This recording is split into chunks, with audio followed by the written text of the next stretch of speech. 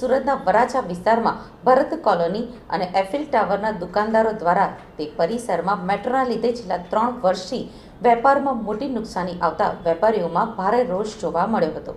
સુરતના વરાછા વિસ્તારમાં આવેલી માતાવાડી અને શક્તિ ટાવર અને ભરત કોલોની અને એફિલ ટાવરના દુકાનદારો દ્વારા તે પરિસરમાં મેટ્રોના લીધે છેલ્લા 3 વર્ષથી વેપારમાં મોટી નુકસાની આવતા વેપારીઓમાં ભારે રોષ જોવા મળ્યો હતો।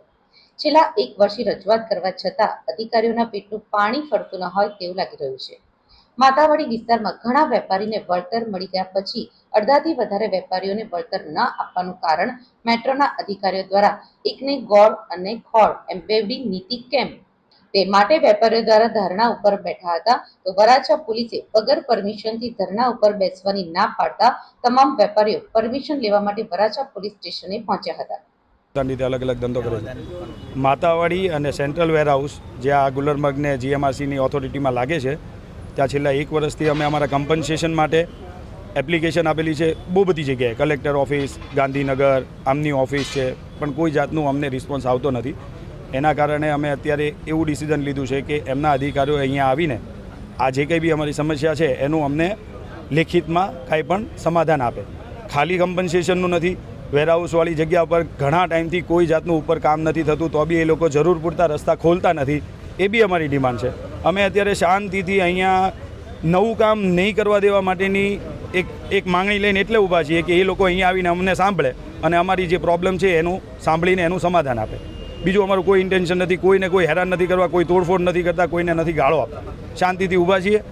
એ લોકો અમને મળે જે મેઇન અધિકારીઓ છે, પણ એ લોકોને ખબર નહીં આમાં શું થતું હોય, પણ એ કોઈ આવતા નથી। 3 દિવસથી અમે આ વસ્તુ કરીએ છીએ, આજે થોડું અમે સ્ટ્રોંગ કર્યું છે। અમને એવું લાગે છે અમારી પાસે આ એક જ રસ્તો છે, કેમ કે અમે ફાઇનાન્શિયલી, મેન્ટલી બધી રીતે થાકી ગયા છીએ। હવે અમારી પાસે કોઈ રસ્તો નથી। પેલા જેવું છે, વધીને શું કરશો કે અમને અંદર લઈ લેશો, પણ અમારી પાસે એની સિવાય કોઈ છુટકારો જ નથી। અમને સમસ્યાનું સમાધાન આપો, જેનો અમને હક છે। અમે એવું બી નથી ખોટી ડિમાન્ડ કરીએ છીએ, જે ખરેખર છે એ જ અમે માંગીએ છીએ।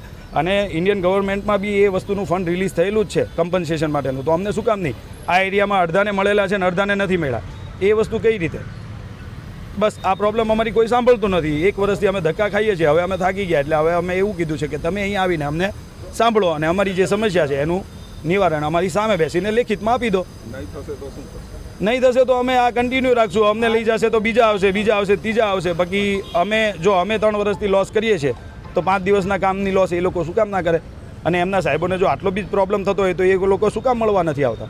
અમે 3 દિવસથી આ રિક્વેસ્ટ કરીએ છીએ, આ 3જો દિવસ છે, રાત દિવસ બેસીએ છીએ અમે। હું અત્યારે નાયા વગરનો તમારી સામે ઊભો છું, આખી રાત બી બેઠો છું, કાલ આખો દિવસ બી બેઠો છું, અને અત્યારે પાછો સવારનો ઊભો જ છું। તો એ લોકો કોઈ સાંભળવા જ નથી માંગતા, તો પછી અમારે તો હું કોમન માણસો છીએ, એટલે અમારે લડવા સિવાય બીજું કંઈ જ નથી। અમારી પાસે બીજું કોઈ જ ઓપ્શન નથી। અમને મારશે કે લઈ જશે, શું કરશે? કંઈ વાંધો નહીં,